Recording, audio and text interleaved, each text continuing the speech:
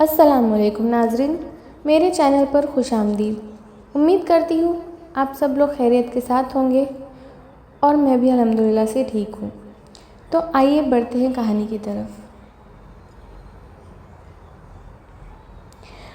ایک دفعہ کا ذکر ہے، پنجاب کے ایک دور دراز گاؤں نور آباد میں ایک بہت پرانی حویلی تھی۔ لوگ کہتے تھے کہ وہ حویلی میں جن کا بسیرا ہے، کسی کو وہاں جانے کی اجازت نہیں تھی، اور جو بھی گیا یا تو واپس نہیں آیا یا پھر پاگل ہو گیا۔ اس حویلی کا اصلی نام مہر منزل تھا، لیکن لوگ اسے اندھیروں کا گھر کہتے تھے۔ شہر سے آیا ہوا ایک نوجوان جرنلسٹ علی، جو پیرانارمل چیزوں کا شوقین تھا، اس نے فیصلہ کیا کہ وہ مہر منزل کی اصلیت حقیقت جانے گا۔ علی نے اپنے دوستوں کو بتایا، لیکن سب نے منع کر دیا۔ ایک بزرگ نے کہا، بیٹا، جنات صرف کہانیوں میں نہیں ہوتے، یہ حقیقت ہے۔ مہر منزل میں زرق رہتا ہے، وہ جن ہے جو انسانوں کی روحیں قید کرتا ہے۔ لیکن علی نہیں مانا۔ اس نے رات کو ایک کیمرہ، ٹارچ اور کچھ تعویذ لے کر حویلی کی طرف گیا۔ اندھیرا چھا گیا تھا اور صرف اس کے قدم کی آواز سنائی دے رہی تھی۔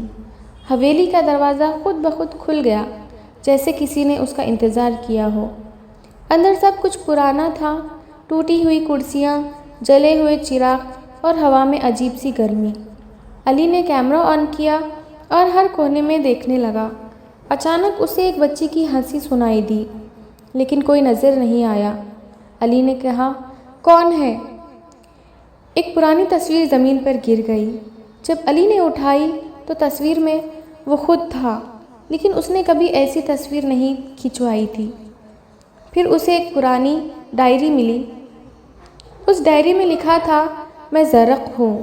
جن لوگوں نے مجھے بلایا تھا، انہوں نے مجھے قید کرنا چاہا، لیکن اب میں آزاد ہوں۔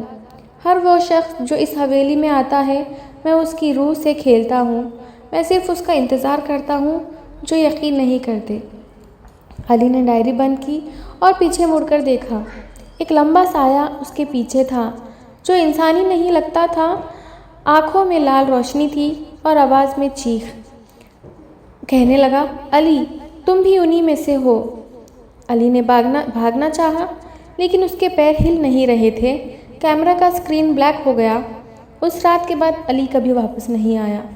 2 ہفتے بعد اس کا کیمرہ حویلی کے باہر ملا۔ اس میں آخری کلپ تھی، صرف ایک لفظ تھا، زرق۔ لوگ کہتے ہیں کہ علی کی روح اب بھی اس حویلی میں ہے۔ اگر کوئی کیمرہ لے کر وہاں جاتا ہے تو اکثر اس میں ایک شکل نظر آتی ہے، جسے لوگ پہچانتے ہیں علی کے نام سے۔ اور آخری بات، جن ہمارے آس پاس ہوتے ہیں، لیکن ہر جن برا نہیں ہوتا۔ زرق جیسے جن ان لوگوں کو دکھائی دیتے ہیں جو ان کے حدوں میں دخل کرتے ہیں۔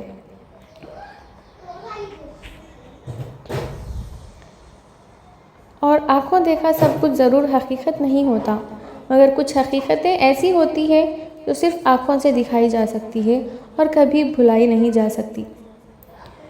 تو یہ تھی آج کی کہانی۔ ملتی ہوں اگلی کہانی میں، تب تک کے لیے خیال رکھیے۔ اللہ حافظ۔